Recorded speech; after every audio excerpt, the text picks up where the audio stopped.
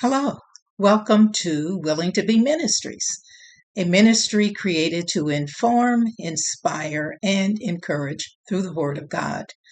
Today I am sharing the UMI Precepts for Living Sunday School lesson for November 2nd. The lesson title is Why Do We Put Faith in People Instead of God? It is from the book of 1 Samuel, chapter 8, verses 1 through 9, and then we'll skip to verse 19 and read through 22nd. I'm reading from the New Living Translation version of the Bible. This lesson is basically about misplaced faith. So let's take a look at our background for today's lesson. This is about the judge Samuel. Samuel was the last judge over Israel, and he was also one of the greatest judges.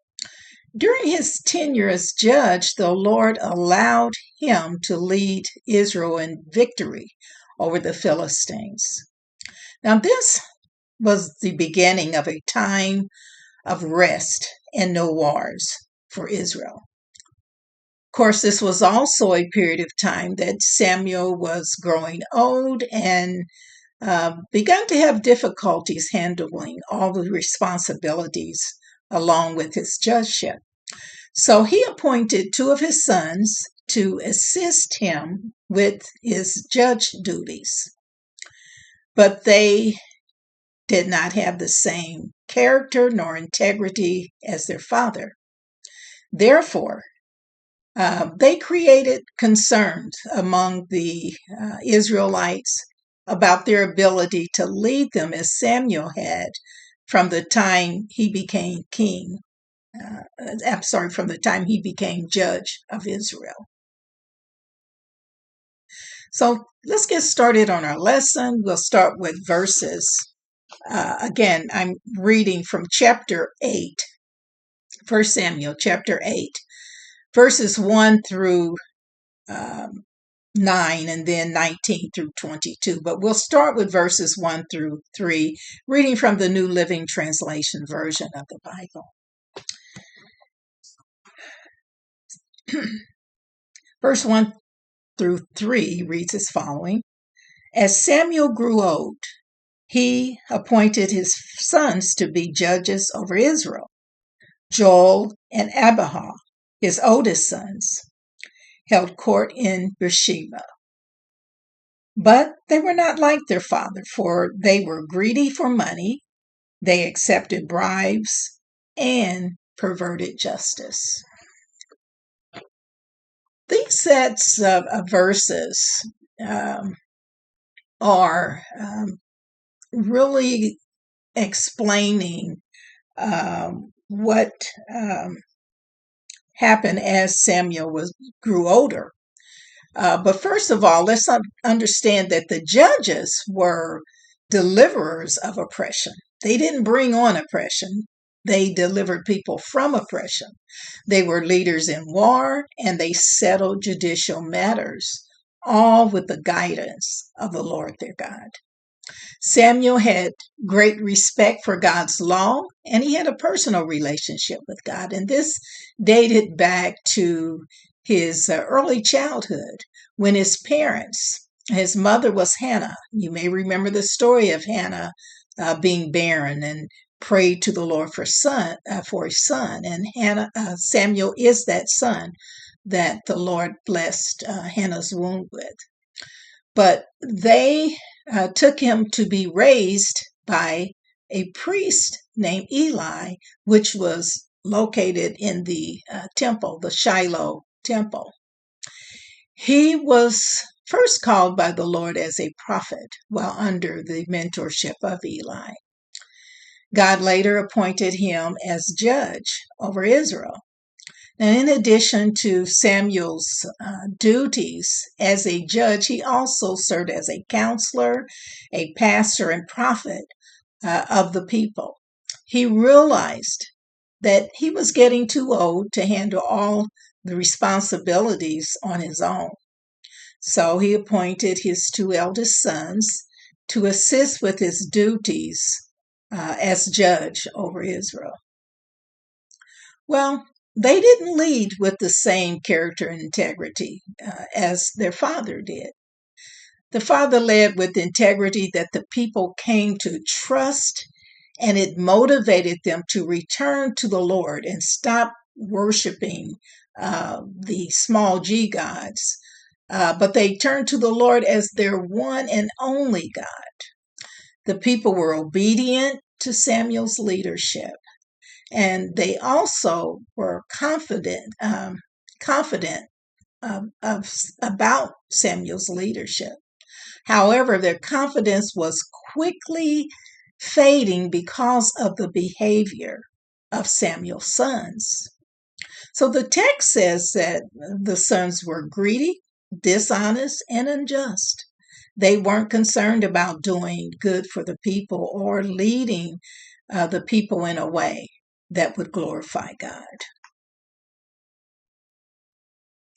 Our next set of verses are 4 through 9. Finally, all the elders of Israel met at Ramah to discuss the matter with Samuel. Look, they told him, you are now old, and your sons are not like you. Give us a king to judge us like all the other nations have. Samuel was displeased with their request and went to the Lord for guidance. Do everything they say to you, the Lord replied, for they are rejecting me, not you. They don't want me to be their king any longer. Ever since I brought them from Egypt, they have continually abandoned me and followed other gods. And now they are giving you the same treatment. Do as they ask, but solemnly warn them about the way a king will reign over them. Well, the elders were requesting for a king, and it's because of the unethical behavior of Samuel's sons, which created these concerns amongst the people. The elders decided that they wanted to talk to Samuel about the concerns. And a major concern was what would happen with them when Samuel died, acknowledging that Samuel was old and his sons would not lead as he did. They wanted Samuel to appoint a king over them, like other surrounding nations. However, they had forgotten that they were a people chosen by God and that he was their king. God ruled them through his representatives, such as prophets like Samuel. But God hadn't intended for them to be like the other nations. They were called as a nation to live by a different standard. Samuel, of course, was saddened and displeased, and he prayed to the Lord for guidance about their request. The Lord comforted Samuel, and he assured Samuel that the people were not rejecting him, but they were rejecting God. He reminded Samuel about the people worshiping other gods after he delivered them out of Egypt.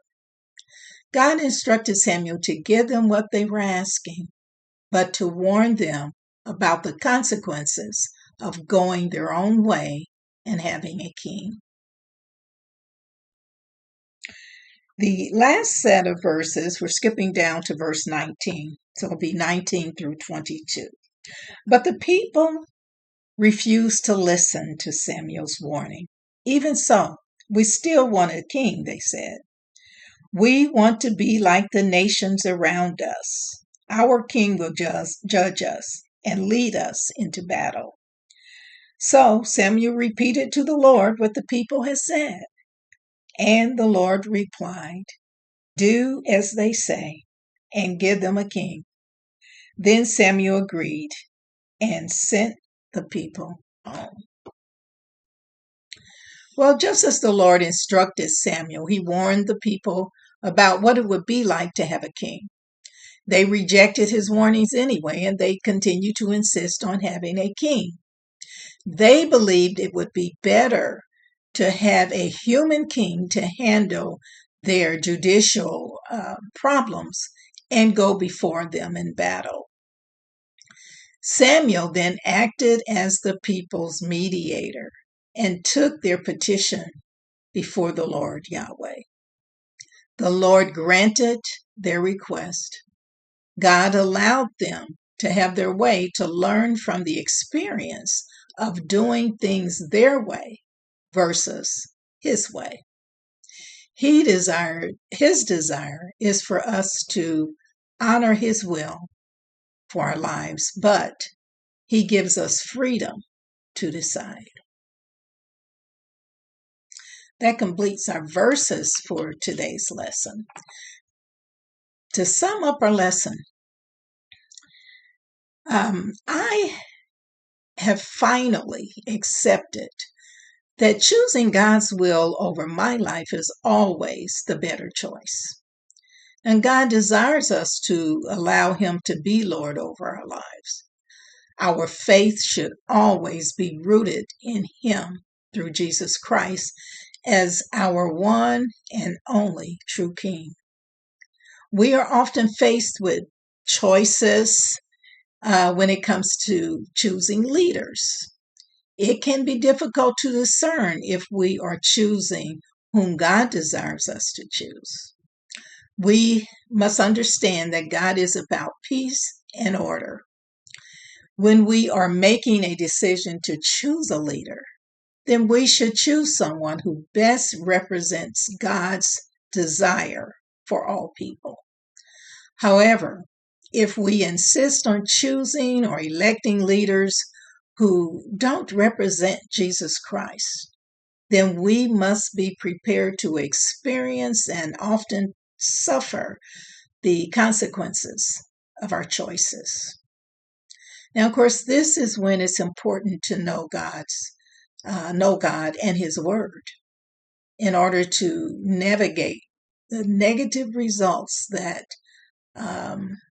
are caused by our poor choices and those that we choose that are a misrepresentation and are abusive of their authority. Thank you for connecting to Willing to Be Ministries. And I pray you have received something that has inspired your spiritual journey. May the Lord bless you. May he keep you and give you peace.